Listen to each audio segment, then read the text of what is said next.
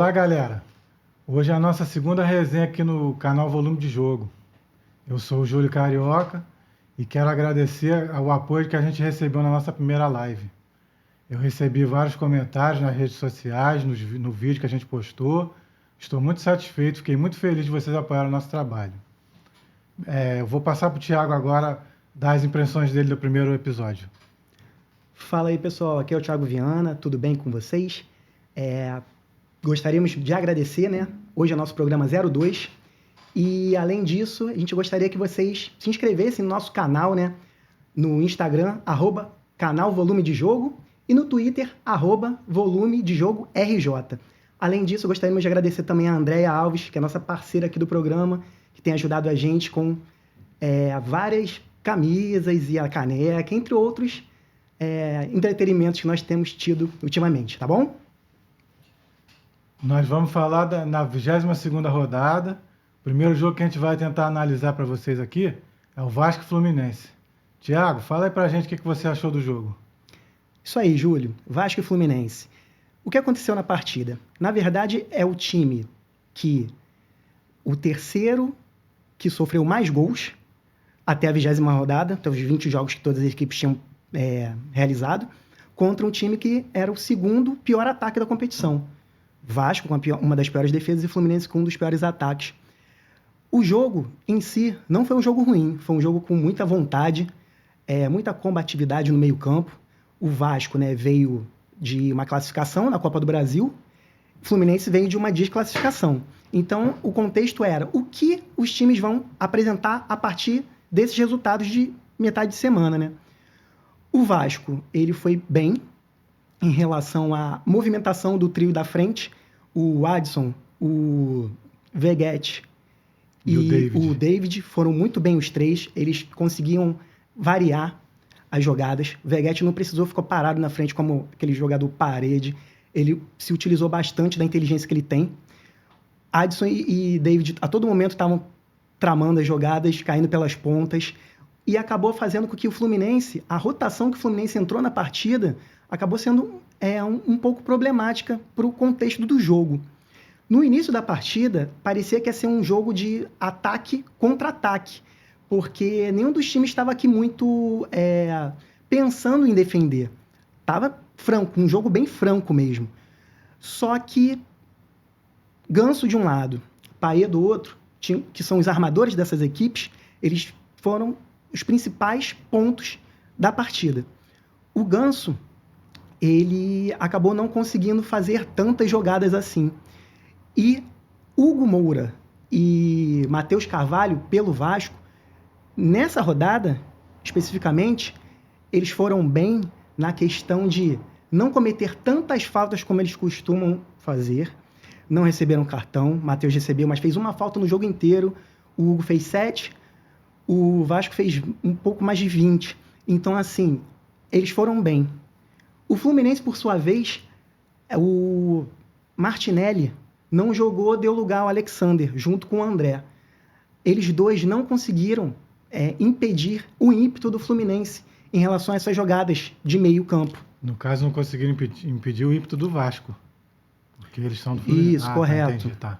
Não conseguiram impedir esse ímpeto da equipe Cruz Maltina. Entendi. E o Payet, como é que foi a partida dele? O Payet... Ele jogou pela esquerda, como ele costuma tentar armar pela esquerda, ou ele flutuou mais no meio de campo?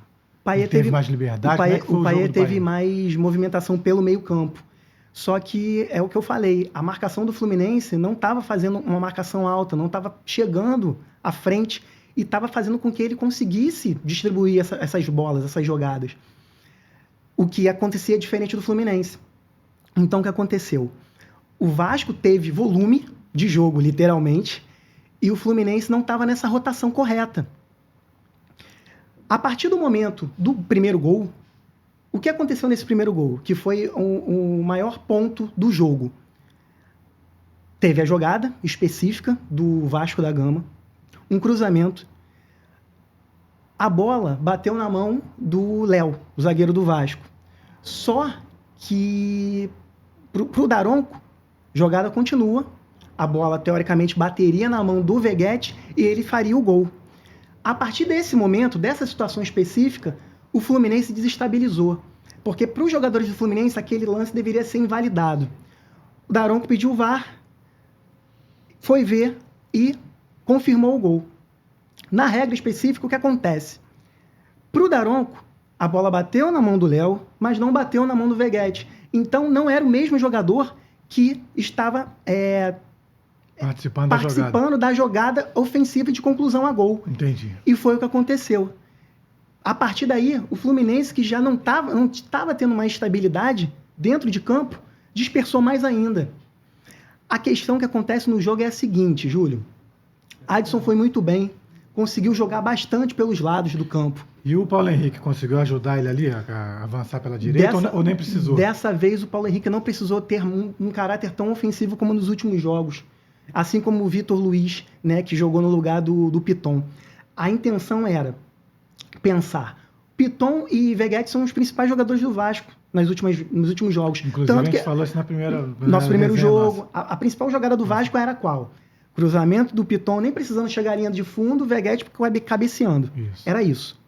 Dessa vez não tinha o Piton. Porém, Adson conseguiu ir bem e o Davi também. O que acontece? Além dessa projeção ofensiva, o Vasco teve muita pressão no meio campo, então não conseguia fazer com que o Fluminense jogasse, utilizasse do seu melhor futebol. Dessa vez o Fluminense não conseguiu. E por que o Fluminense foi tão mal assim, na tua opinião? Eu acredito que alguns pontos importantes ocorreram. O primeiro deles, muitas lesões, né, desfalques, e tiveram jogadores poupados. Então, assim, exemplo, o zagueiro, Thiago Silva não jogou, Inácio estreou. O que você achou da estreia dele? Não foi uma estreia ruim, mas assim, nesse primeiro gol específico do Vasco, se ele não tivesse perdido o embate de ombro com o David, não tinha ocasionado o restante da jogada com o Léo e com o Veguete. Então, eu acredito que um dos pontos ali era ele ter se mantido. Mas aí é aquilo que acontece do jogador, né? Dentro da área. Um encosta no outro, um toca no outro, cai no chão. Eles fazem isso, acontece isso bastante. Então, assim, mas ele não é um jogador ruim, ele mostrou que tem vigor, né, físico, tem um dinamismo de arranque, ele consegue levar o jogo, ele tentou driblar, ele tentou levar a bola de defesa para ataque em algum momento. Antecipação, ele é um jogador alto, então todas as bolas aéreas ele conseguia antecipar. Ele parece bastante, assim, algumas características com o Nino, que jogou no Fluminense. Acredito que ele, com o tempo, ele vai ser titular ali, junto com o Thiago Silva. Acredito que o Thiago Santos, em algum momento, ele vai ter ser colocado no banco. E o André, o Aras e o Ganso não conseguiram ajudar o Fluminense a pelo menos tentar igualar o jogo, mesmo que não seja em número de gols, mas igualar em termos de potência de jogo? Então, Júlio, o André, eu percebi que nesse jogo específico ele não fez as jogadas características que ele consegue fazer. Ele não teve trabalhou com a bola nos pés. Praticamente ele se livrava da bola, tocando essa bola logo para o Ganso. E o Ganso que estava sendo o principal armador da equipe. Quando o Ganso saiu, que o André teve essa movimentação um pouco diferente, chegando mais à frente, carregando essa bola, levantando a cabeça, tentando dar esses passes. Então, assim, ele é um jogador acima da média, mas contra o Vasco ele não conseguiu render. Já em relação aos jogadores que caíram pelas pontas, tinha uma dúvida se seria o Keno que iria jogar ou o Lima. O Keno, no primeiro tempo inteiro, ele se manteve num espaço único pela lateral esquerda, pelo lado esquerdo do campo, e não saiu dali, não tinha uma mobilidade. Já o Ares, pela direita, ele conseguiu ainda fazer algumas jogadas individuais, algumas flutuações, uns dribles, mas percebia-se que ele não estava num ritmo rápido, ele estava meio que cadenciando as jogadas. Acredito que isso tenha acontecido devido a uma situação específica. Cauã Elias, que foi o jogador que, né, atuou como centroavante nessa partida, que tinha ido muito bem nos últimos 8 jogos, tanto que ele fez 5 gols. Vinha fazendo gols, né, em 8 jogos. Então o Fluminense ganhou 10 pontos no Campeonato Brasileiro, boa parte deles graças a esse menino. Só que durante essa partida contra o Vasco, ele não conseguiu render. Então era como se o Fluminense tivesse um jogador a menos dentro de campo. Então eu acredito que por o Fluminense não ter essa mobilidade ofensiva à frente, deu problema, porque eles não conseguiam fazer aquela marcação acima, alta, marcação nos zagueiros, isso, né? E calhou do Vasco estar com muita vontade, ter muita vontade. Então foi um jogo de vontade. O Vasco marcou os gols, teve os 2 gols. Mas teve a vontade, teve a percepção, teve essa sacação de antecipação de bola. O segundo gol que o Vasco faz, o João Vitor, que para mim é o melhor zagueiro que o Vasco tem, mas no momento ele ainda não é titular, ele entrou no lugar do Maicon, que saiu lesionado. Ele antecipou, ele deu uma entrevista dizendo que ele sabia que o Fábio ia dar um chutão e que essa bola ia para o Ganso. Ele antecipou em relação a essa jogada, pegou essa bola, levou a linha de fundo e cruzou. No que ele cruzou, os jogadores do Fluminense não perceberam que 2 jogadores do Vasco voltaram da jogada e seguiram para frente. E foi o Veguete e foi o Vitor Luiz. Os 2 seguiram. O Fluminense não conseguiu analisar e antecipar essa jogada. Eles ficaram prestando atenção apenas na bola, o que é um caso que acontece muito no futebol brasileiro também. Os jogadores marcam a bola e acabam não marcando o jogador. O segundo gol do Vasco aconteceu devido a isso. E o Vitor Luiz, a última vez que eu tinha ouvido falar nele assim, em termos de bom desempenho, tinha sido em 2017 no Botafogo. Parece que foi ele que fez o segundo gol, né? Como é que foi essa jogada? Vitor Luiz fez o segundo gol. Então, foi o que eu falei, Júlio. O João Vitor ele conseguiu antecipar a jogada, levou praticamente a linha de fundo, cruzou. Veguete conseguiu, né, antecipar. E na sobra, o Vitor Luiz fez o gol. O Fábio ainda fez uma defesa sensacional, mas nenhum dos jogadores continuou na jogada e na marcação. Então deixou ele livre. Vitor Luiz livre conseguiu marcar esse segundo gol. Entendi. Tá bom? O que acontece agora, uma situação específica também interessante da gente falar em relação a Vasco e Fluminense, é a seguinte. E aí eu passo para você isso, Júlio. Isso. O Fluminense, tecnicamente, tem um elenco bom. A gente já conversou que é um elenco que tem... É um elenco experiente, é um elenco com uma rodagem. Uma rodagem e uma faixa etária, né, acima. Mas, assim, no banco, quem eles tinham? Eles tinham o Lima, tinham o John Kennedy, tinham o Renato Augusto. E sem contar todos os outros jogadores que eu falei que não jogaram. O caso do Marcelo, o Thiago Silva, que, né, enfim... O que acontece que, em algum momento, não tem como o técnico Mano Menezes modificar esse panorama de partida. Como você avalia, Júlio, isso? Tem jogadores no banco, tem possibilidades de melhoria, né, técnica e tática, mas a gente acaba não tá conseguindo ver isso em campo. Eu avalio assim, quem montou esse elenco foi o Diniz. O Diniz tinha um estilo de jogo.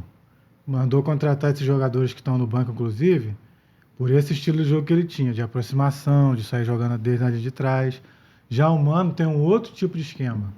O Mano é um cara mais reativo, né? Que é aquele treinador que monta o time para esperar o adversário vir e sair no contra-ataque. Então eu estou achando que está havendo assim, estão divergindo. Por enquanto ainda não conseguiram entender o esquema do Mano. Por isso que Renato Augusto, John Kennedy, esse pessoal que entra no segundo tempo e entra faltando pouco minuto também, está ficando um pouco perdido. Em relação ao Vasco, Júlio, uma situação interessante aconteceu nessa partida. E é isso eu digo em relação aos relacionados para o banco de reservas. O Vasco tinha 5 jogadores que são da categoria sub-20 no banco de reservas nessa partida contra o Fluminense. E, em contrapartida, alguns outros jogadores estão começando a perder espaço no grupo do técnico Rafael Paiva. Casos do Praxedes, Zé Gabriel, Gadamés, eles estão perdendo um espaço e os moleques estão começando a ter oportunidades, né? Caso do Leandrinho, lateral, Eric Marcos, o Ryan. O Ryan está até sendo analisado em relação ao Anderlecht, da Bélgica, está começando a avisar ele aí, talvez contrate. Como que você pode falar em relação a isso, Júlio? Enquanto o Fluminense está indo por um caminho, o Vasco está indo por um caminho totalmente diferente. É porque o Paiva era o técnico do Sub-20, né? Treinou bastante garoto que ele levantou para o time de cima. E o Vasco começou a ganhar depois que o Paiva entrou e foi efetivado. Então, por isso, eu acredito que ele confia mais nos meninos da base, está dando certo, e com isso, esse pessoal ficou preterido. Pessoal, então agora, já que falamos de Vasco e Fluminense, vamos analisar outra partida que aconteceu no final de semana. A partida que vai ser analisada agora é Botafogo e Juventude, na qual o Alvinegro estava perdendo por 3-0, conseguiu diminuir, o placar final foi 3-2 para a equipe de Caxias do Sul. O Júlio vai analisar esse jogo para a gente. Júlio, em relação a Botafogo e Juventude, nós podemos falar o quê da partida em si? O Botafogo tendo poupado vários jogadores, né, já pensando na Libertadores dessa metade de semana agora, isso facilitou a partida para o Juventude ou não? Acredito que facilitou sim, porque o Botafogo entrou sem centroavante, entrou com o Alan de volante, primeira vez que eu vi ele entrando titular, o Alan é recém-chegado, então o Botafogo estava bem desentrosado no jogo. E eu vi também que o Tiquinho Soares não estava nem no banco. Então eu não entendi qual foi essa opção do treinador. E eu achei também que o Juventude, apesar de ser um time de menor investimento, ele ficava bastante com a bola, ele jogava bastante pelas laterais, o Nenê teve bastante liberdade no jogo, acionava bem os pontas. Então eu achei que o Juventude jogou contra um Botafogo desfigurado, vamos chamar assim, porque poupou, né? O jogo contra o Palmeiras no meio de semana na Libertadores. Então eu achei que isso facilitou o trabalho do Juventude. E em relação à zaga do Botafogo, é uma das primeiras vezes que o Bastos não jogou, né? Não foi utilizado. Quem entrou no lugar, o Alexander Barbosa e o Lucas Rauter, formaram uma dupla de zaga que valeu, tomou 3 gols, né? Mas analisa aí pra gente. Eu nunca tinha visto dois jogarem juntos, né? Porque, como a gente comentou na live passada, sempre ele botava o Bastos sempre entrava. Ele sempre trocava o Rauter pelo Barbosa. Ontem jogou os dois juntos. Coincidentemente, o Botafogo tomou 2 gols de cabeça. E os dois são altos. Mas aí não foi isso que foi o determinante para que o Botafogo perdesse. O que foi determinante foi ele desfigurar muito o time no primeiro tempo. O Alan foi a primeira partida, né, que ele começou jogando como titular. Né? A gente já tinha conversado em relação à quantidade de jogadores para aquela parte de marcação do Isso, de Botafogo. volante. Né? O Botafogo tem muito volante no elenco. E aí, tu acredita que ele vai ser o titular? Ele foi bem? Ele conseguiu render durante esse jogo? Olha, eu acredito que por ele estar chegando recentemente e o time ontem ter sido completamente diferente do que costuma jogar, eu achei que ele ontem não jogou bem, tanto que foi substituído no segundo tempo.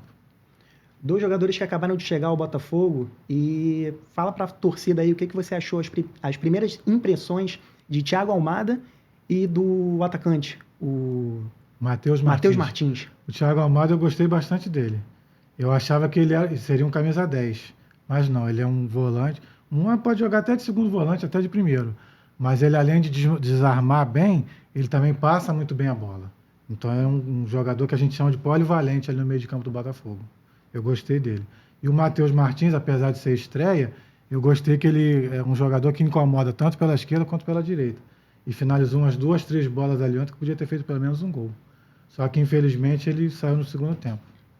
E vamos falar em relação às laterais do Botafogo, Júlio. Cuiabano, que sempre tem essa característica ofensiva, fez um gol ontem. Mas além disso, na defesa, ele foi bem. Como que o Arthur Jorge utilizou ele durante toda a partida? No primeiro tempo ele não foi bem como o time todo, né? Porque, como eu expliquei, o Nenê teve muita liberdade, jogava com um ponta do Juventude chamado Marcelinho, e esse Marcelinho no primeiro tempo infernizou ali o lado esquerdo do Botafogo, que coincidentemente é onde joga o Cuiabano. Então no primeiro tempo ele não teve muita boa participação, não. Já no segundo tempo, com uma alteração que o Arthur Jorge fez, de botar o Marçal, ele tirou o Barbosa e botou o Marçal na defesa, a princípio o Marçal jogaria de zagueiro. Mas como o Botafogo já estava perdendo de 3-0 na hora, ele botou o Marçal no meio. Então o Marçal jogando no meio começou a municiar o Cuiabano na esquerda. Aí com isso o futebol dele cresceu. E o Almada também passou a jogar no segundo tempo ali pela esquerda e ajudou junto com o Marçal a municiar bastante o Cuiabano. E o Cuiabano não só fez o primeiro gol do Botafogo, como ajudou a criar bastante jogada ali pela esquerda. Você acredita que, então, o Cuiabano pode ser utilizado mais à frente nas próximas partidas? É uma alternativa para o Arthur Jorge? Valeu a pena? Interessante? Eu acredito que possa sim, só que eu acho que não vai ser preciso, porque quando voltar todo mundo, quando ele botar o time titular mesmo, o Luiz Henrique vai voltar para a ponta direita e o Matheus Martins pode jogar na ponta esquerda. E o Botafogo, então, acabou não utilizando um jogador referência na frente ontem, é isso? No primeiro tempo foi Carlos Alberto, não foi. E no segundo tempo botou o Igor Jesus. O Igor Jesus chegou até ter 2 chances, mas não foi determinante essa chance para mudar o panorama da partida. E o que você achou em relação a partir do momento que o Botafogo só utilizou um zagueiro contra o Juventude? O que aconteceu com o Juventude que vencia por 3-0 e levou 2 gols? Pelo meu entender foi o seguinte, ele estava ganhando de 3-0.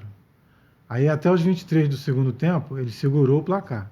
Quando ele tomou o 3-1, que foi esse gol do Cuiabano, ele não tem um banco de reservas à altura que tem o do Botafogo. Então ele teve que começar a tirar Nenê, que cansou, começou a tirar os jogadores que estavam com risco de tomar vermelho. Então com isso, Como ele não tem um banco de reserva à altura do time titular, ele fez as substituições que pôde. Só que, infelizmente, não aguentou segurar o 3-1 e tomou mais um gol. E, ao meu ver, poderia ter tomado o empate. Então, pessoal, agora então vamos falar de uma outra partida que aconteceu durante essa 22ª rodada do Campeonato Brasileiro. Flamengo e Palmeiras no Maracanã. Fala aí, Júlio. Vamos comentar em relação ao primeiro tempo dessa partida. O que você pode falar? O que eu achei foi o seguinte: o primeiro tempo o Flamengo teve as melhores chances. Uma com o Pedro, outra com a Arrascaeta, outra com o Gerson. O Palmeiras também teve as chances deles. Mas só que as do Flamengo foram mais claras. O Flamengo não conseguiu fazer o gol no primeiro tempo. Já no segundo tempo, até os 15, o Palmeiras estava atacando bastante ali pela direita com o Maurício, que para mim ontem foi a primeira vez que eu vi ele jogar no Palmeiras. Não sei se foi a estreia dele ontem, mas ele jogou muito bem, eu achei, ali pela direita, em cima do Ayrton Lucas. E depois que o Ayrton Lucas saiu e entrou o Vinha, eu achei que o Flamengo começou a segurar eles ali um pouco mais naquele setor. A partir dos 15 minutos, o Flamengo começou a tocar mais a bola, conseguiu fazer aquele gol com a Arrascaeta, que errou o chute, mas foi um chute que deu certo. Depois dos 30 minutos, o gol do Flamengo foi aos 20 e poucos minutos. Depois dos 30, eu como treinador, se fosse o treinador jogando em casa, eu colocaria o time para atacar, eu substituiria os jogadores, mas colocaria o time para atacar, né? Colocaria Gabigol, o Matheus Gonçalves, o Vitor Hugo, quem tivesse no banco que jogasse nesse setor. Mas não foi o que o Tite fez. Ele colocou o Alan e o Léo Ortiz improvisado de novo de volante. Então, com isso, na minha opinião, chamou o Palmeiras para cima. Aí o Palmeiras, depois dos 30 minutos, botou o Rafael Veiga e o Rony. Com isso, o time deles estava perdendo. Com esses dois jogadores, passou a jogar mais para frente, mais para atacar.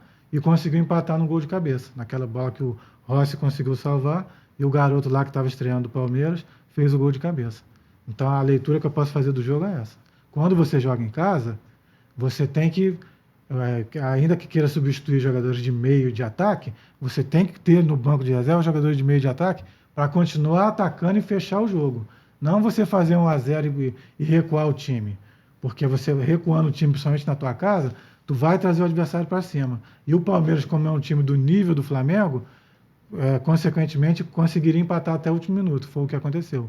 Não foi no último minuto o empate, mas conseguiu empatar ainda o jogo. Júlio, e com as lesões de Cebolinha e de Vinha, quanto que o Flamengo vai perder para o restante da temporada? Tem jogadores à altura para substituir esse jogo? Eu acho que vai perder sim, porque o Bruno Henrique está sempre desfalcando para poder entrar no lugar do Cebolinha. E na lateral esquerda tem o Zé Wellison da base, mas o Tite já demonstrou que não confia nos meninos da base. Tanto que ele não bota mais o Lohan no banco, não tem botado o Vitor Hugo, não tem botado o Matheus Gonçalves, então ele não confia nos meninos da base. Realmente ele tem razão. Os meninos estão verdes ainda para jogar. Só que se ele não botar, os garotos não vão amadurecer nunca.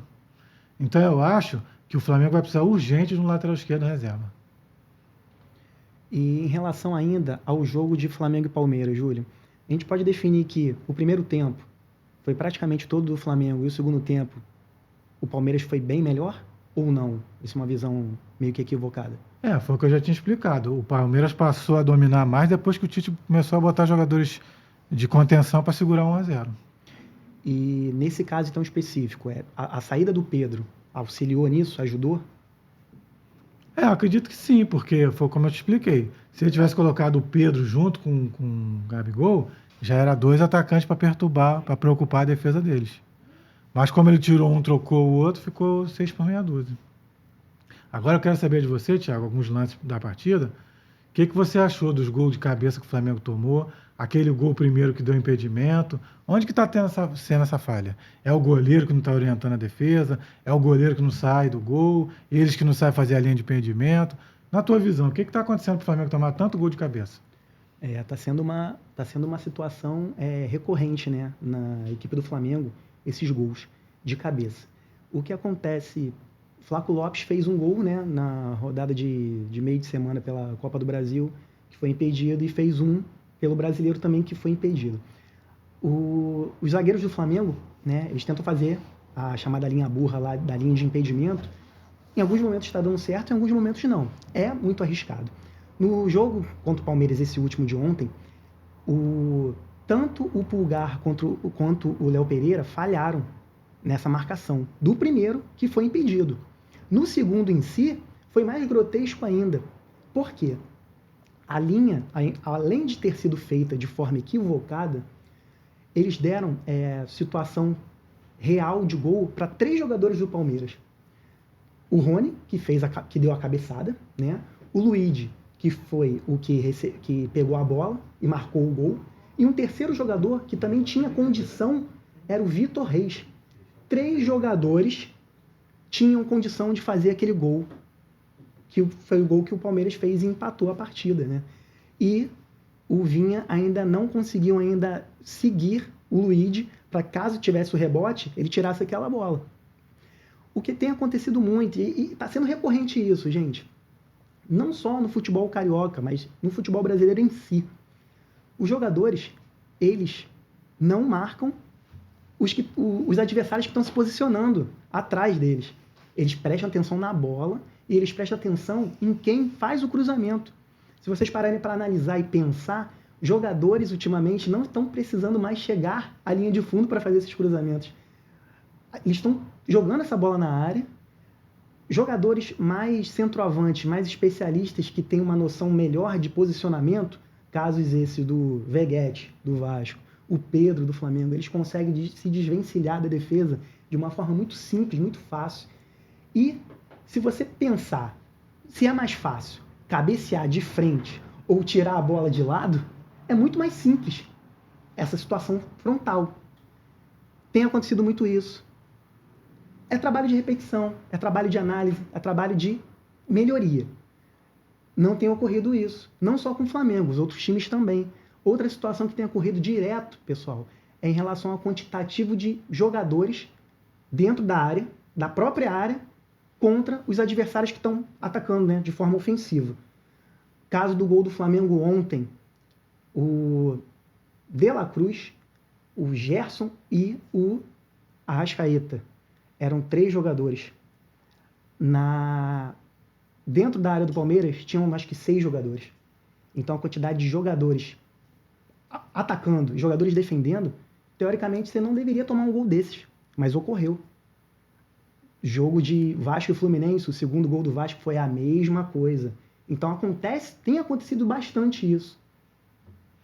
Já que você voltou no jogo do Vasco com o Fluminense, o que você acha do próximo jogo do Fluminense na Libertadores? Um palpite, assim, se você pudesse dar.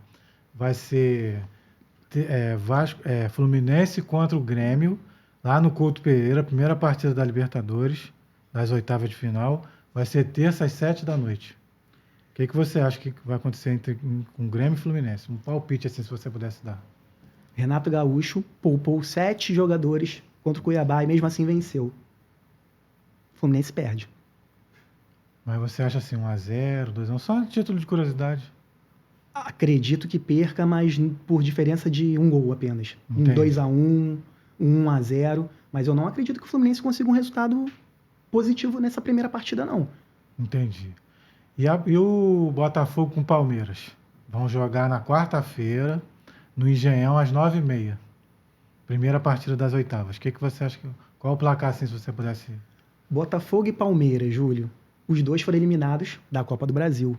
Então, agora, esse duelo... E pouparam no final de semana, Esse né? duelo acaba tendo uma tensão psicológica acima do natural.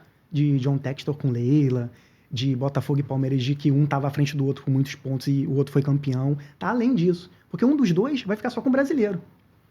Acredito que, nesse primeiro jogo, pelas condições atuais, o Palmeiras teve uma queda, mas está voltando a se superar.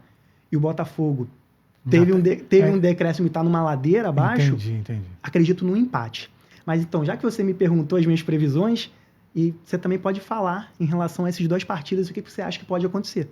Olha, eu acredito que o Fluminense pode conseguir um empate com o Grêmio lá. Porque o Grêmio não vai jogar no Olímpico, o Grêmio não está tão bem, apesar de que parece que estreou nesse final de semana um centroavante estrangeiro deles, né? Parece que fez gol. Depois eu lembro o nome do rapaz. O Brett White? Isso. Parece que ele fez 1 ou 2 gols. Então, se ele jogar na Libertadores pelo Grêmio, aí eu acredito que tenha mais chance. Se ele não jogar, se não deu tempo de escrever, não tem essa informação, eu acredito que deu o Fluminense conseguir pelo menos um empate lá. E o Botafogo Assim, e Palmeiras. 0x0, né? E o Botafogo e o Palmeiras, eu acredito em 1x0 Botafogo. Agora nós vamos falar do Atlético e Cruzeiro, Thiago. O que você achou do jogo? Atlético e Cruzeiro. Apesar de ter sido 0x0, né, gente? Um jogo sem gols, né? Mas que tiveram situações de gol. Eu acho que dois pontos que a gente pode destacar em relação a essa partida. Primeiro, o técnico do Cruzeiro. A gente podia falar um pouquinho do técnico do Cruzeiro. Ah, é bom, porque ele é novo, gente, assim, no futebol profissional. O Thiago vai passar umas informações sobre o técnico do Cruzeiro novo aí. Então, o Fernando Seabra, né? 47 anos. Então, assim, você pensa, é um treinador que está naquela faixa ali, não está nem tão jovem, mas também não é aquele experiente. Isso. Só que isso você pensando em relação a times profissionais. Por quê? Ele já foi analista de desempenho, já atuou com isso. E já atuou como coordenador de base de vários times. Do Corinthians, principalmente, né? Os principais times, né, por onde ele passou, Atlético Paranaense e Corinthians. Então, e estava no Cruzeiro, né, na comissão do Cruzeiro Permanente. E teve é a segunda oportunidade que ele está tendo como treinador profissional.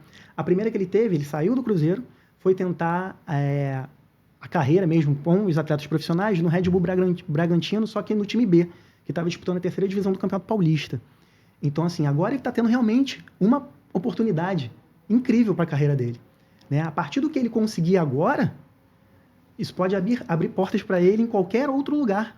E ele, diferentemente do técnico do Vasco, ele não está botando o menino da base, né? Porque ele não veio da base do Cruzeiro? Ele não foi levantado pela base do Cruzeiro? Ele tem experiência com o Sub-17 e o Sub-20. Do Cruzeiro. São os times que ele tem. Ele não está colocando os da base, né? O do Vasco coloca os da base. E esse não está colocando os jogadores medalhões, né? O que tu achou desses medalhões aí que o Cruzeiro contratou? Mas é que é um perfil diferente, né, Júlio? O Vasco tem um perfil diferente do Cruzeiro. Né? O Cruzeiro tá com um aporte financeiro para essas contratações, e já teve até um caso, né, de que o presidente do Cruzeiro tinha falado que ele tem que colocar os jogadores que ele contratou para jogar, porque senão ele vai ter complicações à frente. Então, assim, depois ele veio se desculpar, chegou à imprensa, isso foi um áudio que vazou. Mas, assim, então, é certo. Contratou o jogador, ele quer o jogador sendo, né, estando em campo. É diferente do Vasco. Né? O Vasco, as contratações do Vasco são contratações de grupo, tirando a do Felipe Coutinho. Entendi. E, assim, um jogador que o Cruzeiro contratou, né? E que eu acho que demorando um pouco para que ele se encaixe nos padrões, nos parâmetros do futebol brasileiro e na parte técnica do time, do Seabra, que é o Barreal, ele é bastante interessante. É um jogador que é novo, um jogador argentino, saiu do Vélez, ficou várias temporadas no futebol americano, né? Na Major Soccer League. É isso. E teve contusões, né? Mas voltou. Ano passado, ele foi um daqueles candidatos a o gol mais bonito da temporada. E é um jogador que dá assistências e que tem um passe agudo para gol. Então, assim, ele é um armador, mas que também é um finalizador. Então, ele é meio que um ala que cai pela ponta esquerda. Então, acho que ele é bastante interessante para o perfil que o Cruzeiro está criando, né? De jogadores jovens, jogadores rápidos e com percepção. Inclusive, pessoal, esse jogador que ele está citando agora, o Barreal, teve 2 chances de fazer 2 gols contra o Atlético Mineiro no jogo de sábado. Foram as melhores chances do Cruzeiro no primeiro tempo.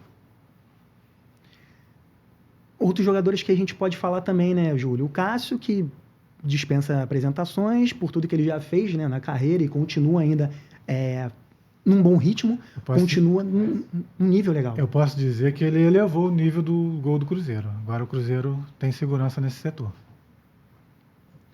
E qual outro jogador que você pode destacar do time do Cruzeiro aí, Júlio? Principalmente no jogo de ontem.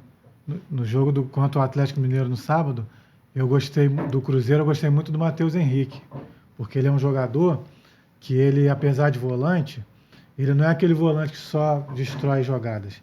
Ele, com a bola no pé, ele procura levar a bola na frente para tentar armar a jogada também. Então eu gostei muito desse jogador. Já o Matheus Pereira, que é o destaque do time deles, no segundo tempo, ele fez a jogada de maior chance de gol do Cruzeiro, foi passe dele. O rapaz chutou a bola, o goleiro do Palmeiras do Atlético Mineiro, Everson espalmou, e ela chegou a pegar na trave. Para mim foram os destaques do Cruzeiro no jogo. Foi esse Matheus Henrique e o Matheus Pereira.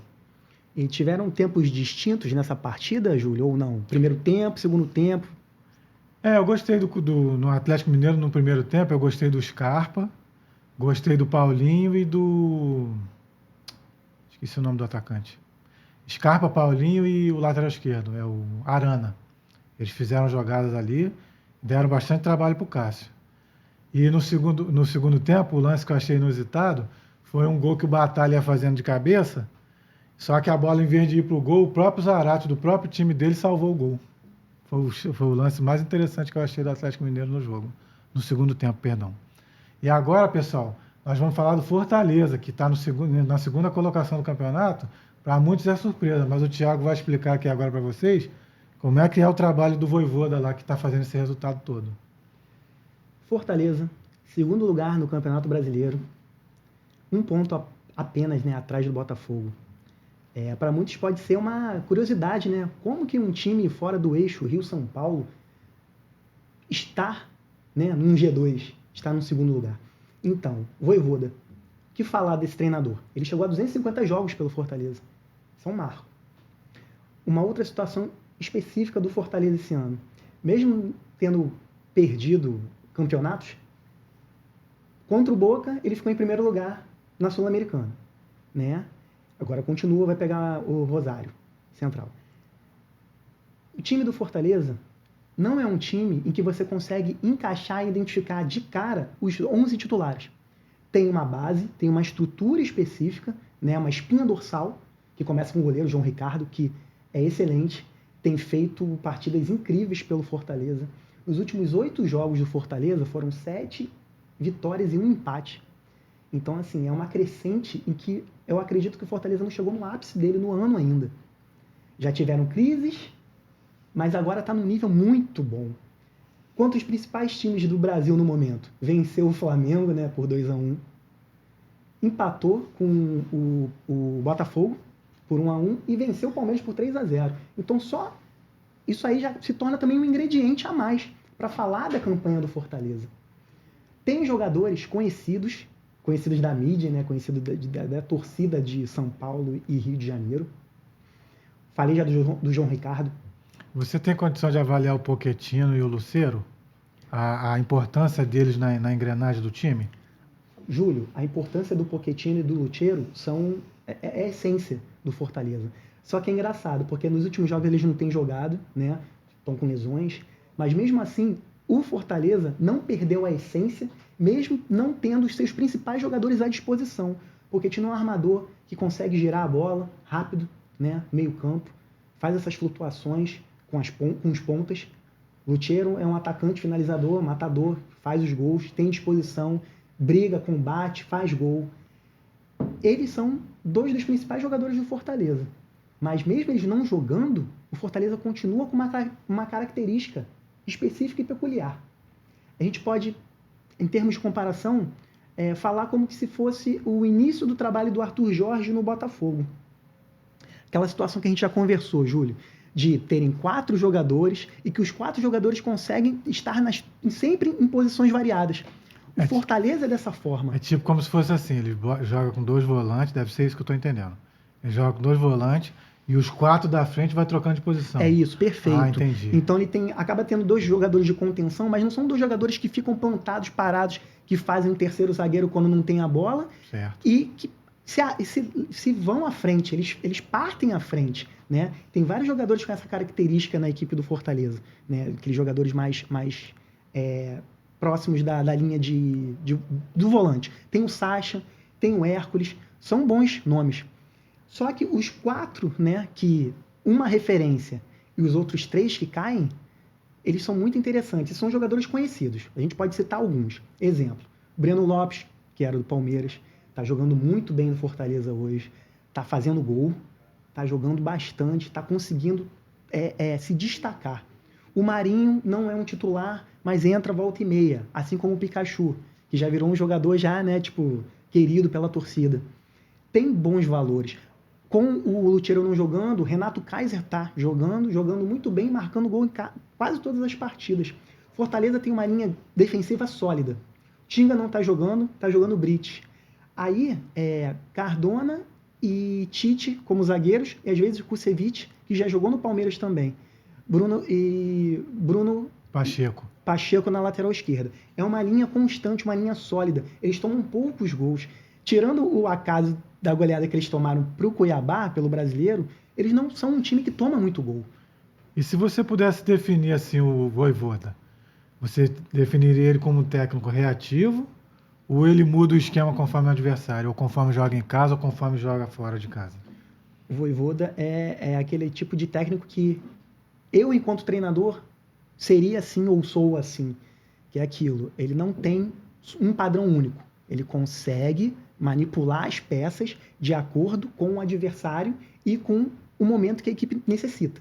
Então, exemplo, um jogo de mata-mata, que ele precisa ser um pouquinho mais tranquilo, né? Dar a bola e esperar para jogar no contra-ataque. Ele faz. Quando ele está jogando em casa e sabe que todos os jogadores estão à disposição e bem, estão a parte fisiológica boa, que vão poder ter todo o desgaste possível dos 90 minutos. Ele vai e joga esse time para frente. Então ele tem peças interessantes em todo o time. Ele tem pelo menos 2 jogadores interessantes para cada posição. E ele consegue manipular isso muito bem. Ele não joga com um esquema só. Ele consegue jogar de diferentes maneiras, independentemente de estar jogando como mandante ou visitante. É uma equipe que surpreende, e eu não sei se você lembra que eu falei no primeiro programa. Fortaleza e Bahia não devem nada aos times de Rio e São Paulo. E uma semana depois, um pouquinho depois, a gente vê que o Fortaleza está em segundo lugar. E o Bahia vai chegar também. É o que eu acredito. E voltando a essa semana agora no futebol aqui, gente. Vai ter Libertadores, né, Thiago? Nós já falamos do Fluminense, já falamos do Botafogo. Agora eu quero saber a tua opinião. Flamengo e Bolívar. Vai ser quinta-feira, às 9h30 no Maracanã. O placar, assim, só de palpite. Júlio, o Flamengo tem que golear. Porque chegar na altitude com 1-0, com um empate, vai ser difícil. Vai ser difícil de segurar eles lá. Eu acredito que o Flamengo aqui consiga uma margem de 3 gols. Mas consegue uma margem de 3 gols de que forma? Atacando, pressionando e tentando fazer isso o mais rápido possível. E você, como profissional da educação física, você sabe explicar para o pessoal os efeitos da altitude? Se tem condições de um jogador profissional de alto rendimento jogar numa altitude tão assim, né? Tão elevada, tão elevada, porque parece que vai ser 4.000 e poucos metros de altitude, né? Então você, como profissional da educação física, quais os efeitos você... Dá a tua opinião sobre esse assunto. Então, Júlio, existe a individualidade biológica de cada pessoa. Mas assim, você tá com um ar mais rarefeito, tá menos. Então você tem uma taxa de oxigenação, né, do teu corpo. Uma coisa estamos parados, conversando, tranquilos, em homeostase, parado mesmo. Outra coisa é o jogador profissional, que ele vai percorrer quilômetros durante os 90 minutos de uma partida, e não são 90 minutos constantes, não são, tem variações, então tem picos. O que seria isso? Se eu tenho a minha taxa de pressão 12/8, normal, com 80 batimentos, né? Quando eu vou para um local onde o ar é mais rarefeito, eu não consigo respirar, eu não consigo fazer essa troca de oxigênio, de gás carbônico, de soltar. Por quê? Eu estou em alto rendimento. Então, eu vou estar correndo, eu vou estar dando pique, trote, variações de frente, costas, lado. São situações de variação de situações. Então, assim, sobrecarrega bastante o corpo. Então, por isso, pessoal, que ele está dizendo que é essencial para a classificação do Flamengo para as quartas de final, o Flamengo fazer um bom resultado aqui na quinta-feira contra o Bolívar. E na tua opinião, Júlio, quanto que você acha que vai ser essa partida? Olha, eu acredito que no primeira fase o Flamengo acho que foi 4 ou 5, né? Não me lembro se foi 4-1 ou 5-1, 4-0. Eu acredito em 3-0 no mínimo, porque o Flamengo já jogou contra esse time aqui na primeira fase e fez um bom placar aqui no Maracanã. Thiago, e o futebol feminino?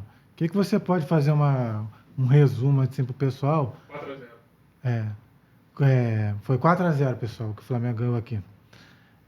O que você pode fazer para a gente aí?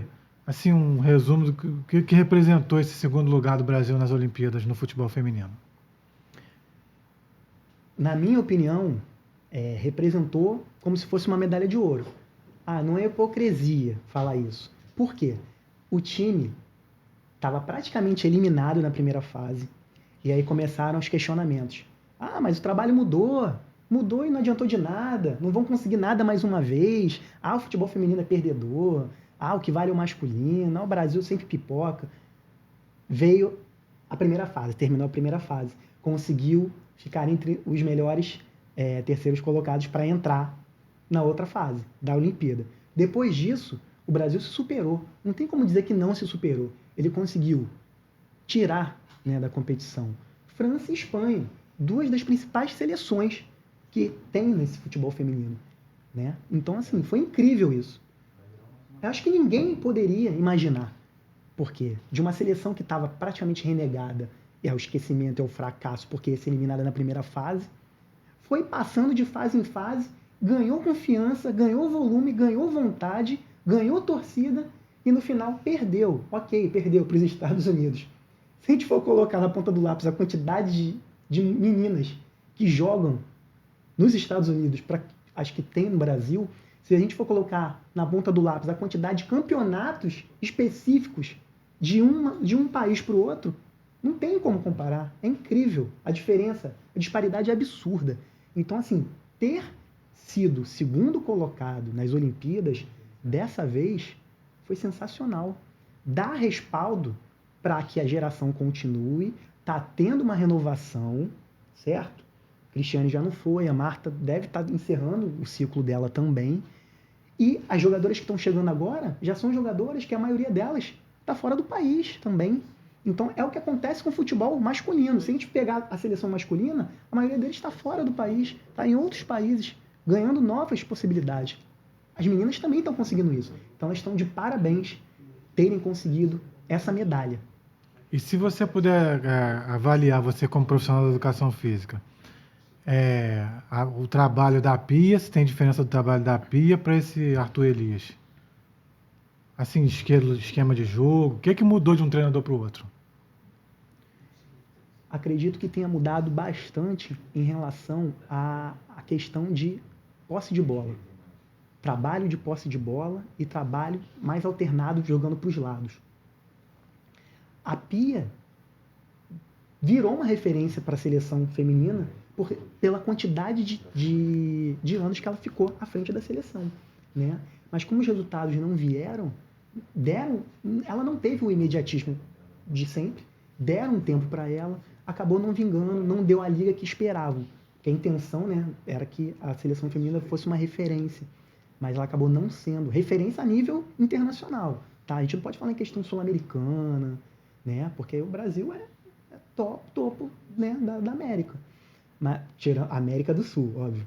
Mas assim, o Arthur Elias, né? Isso. Ele tem uma experiência bacana, né? Ganhou tudo com o Corinthians. Então, assim, eu acredito ainda que ele tem muito a acrescentar a essa seleção. E outra coisa, ele tem a confiança das jogadoras. Quando um técnico fica muito tempo num cargo e não ganha os títulos ou não consegue as classificações e os lugares específicos e esperados, começam os questionamentos. Então, esse segundo lugar acaba balizando muito o trabalho do Arthur Elias, porque ele vai ter mais cancha agora para iniciar um novo ciclo. Então, eu acredito que o Brasil só tem a melhorar com isso. E vamos lembrar que daqui a pouco vem uma Copa do Mundo. Por aí, né? E vai ser aonde? No Brasil, né? Então, é isso. Então, galera, o volume de jogo hoje está chegando ao fim. Eu quero agradecer mais uma vez o apoio que a gente conseguiu no primeiro vídeo, no primeiro programa. Quero dizer que a gente vai estar aqui toda segunda-feira, falando de Campeonato Brasileiro, de Libertadores, de Copa do Brasil, de futebol de um modo geral, que é a nossa paixão, né? Eu quero pedir vocês para curtir o nosso canal, compartilhar, se inscrever no canal, que é o principal que a gente está mais precisando, tá bom, pessoal? Um abração! É isso aí, pessoal. Um abraço para todo mundo. Curtam, comentem, compartilhem nossas redes sociais. Nosso 02 foi agora, então vai passando para todo mundo. Um abraço e até logo.